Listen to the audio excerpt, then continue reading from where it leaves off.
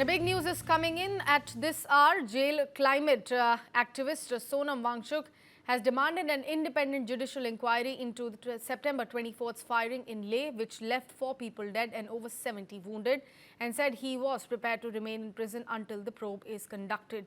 In his first ever message from Jodhpur Central Jail, Wangchuk appealed to the people of Ladakh to maintain peace and unity while continuing their fight for statehood and 6th schedule status, quote-unquote, in the true Gandhian way of non-violence. Sonam Wangchuk was taken into custody on September 26th under NSA, 2 days after protests in Leh turned violent. Police and paramilitary forces fired at demonstrators demanding Ladakh's inclusion under 6th schedule and restoration of statehood. Supreme Court is scheduled to hear on Monday a petition filed by Wangchuk's wife Gitanjali J. Angmo challenging his arrest under NSA and seeking his immediate release. The unrest came amid Wangchuk's hunger strike launched on September 10 to press for those demands. The clashes and fatal firing on September 24th prompted Wangchuk to call off his fast.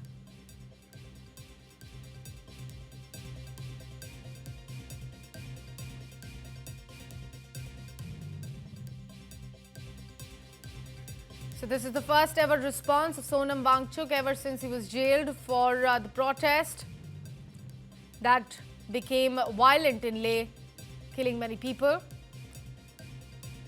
Sonam Wangchuk has demanded an independent judicial inquiry into the September 24th firing in Leh, which left 4 people dead and over 70 also wounded, and said he was prepared to remain in prison until the probe is conducted. This is what he has said. Let me quote, "I stand firmly with Apex Body Leh, Kargil Democratic Alliance and the people of Ladakh in our genuine constitutional demand for 6th schedule and statehood. Whatever actions Apex Body Leh takes in the interest of Ladakh, I am with them wholeheartedly."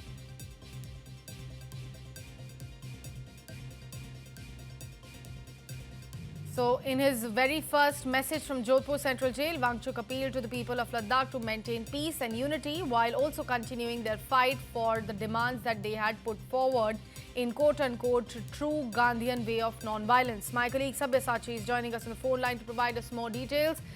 Sabya, if you could just quickly highlight the key takeaways from the very first response of Sonam Wangchuk coming in from Jodhpur Jail. Well, that's right. See, Sonam Wangchuk had sent a message from the Central Jail in Jodhpur via his advocate Mustafa Haji. He has said that he's doing well both physically and mentally, and he has demanded an independent judicial inquiry into the death of the protesters, and said that unless the inquiry is done, he would continue to protest. And today, what is important to note is that the Supreme Court is also set to hear the plea that has been filed by activist Sonam Wangchuk's wife against his detention today regarding his arrest after the mass protest in Leh. And Wangchuk was detained from Ladakh last month after violent protest in the hill town and was transferred to Jodhpur Jail, where he has been booked under the stringent National Security Act, and the habeas corpus petition that has been filed under Article 32 of the Constitution was filed on October 2nd following Wangchuk's arrest on September 26th. All right, Sabya Sachi, with regards to the investigation currently underway, how far have we reached and what are the latest updates that we have picked up?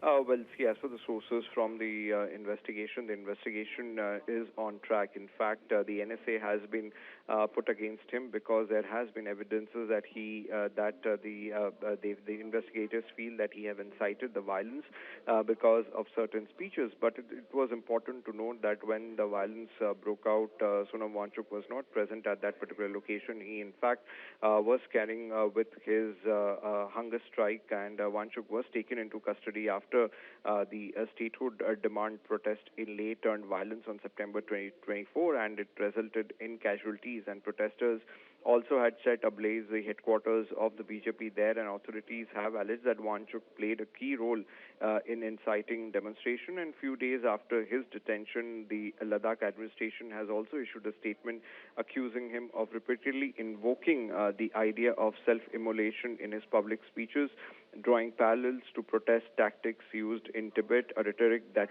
officials claim posed a serious threat to the public order. All right, Sabya Sachi, thank you so much for joining us and providing us the crucial details coming in at the top of the hour. Right now, we are shifting focus to the state of Rajasthan.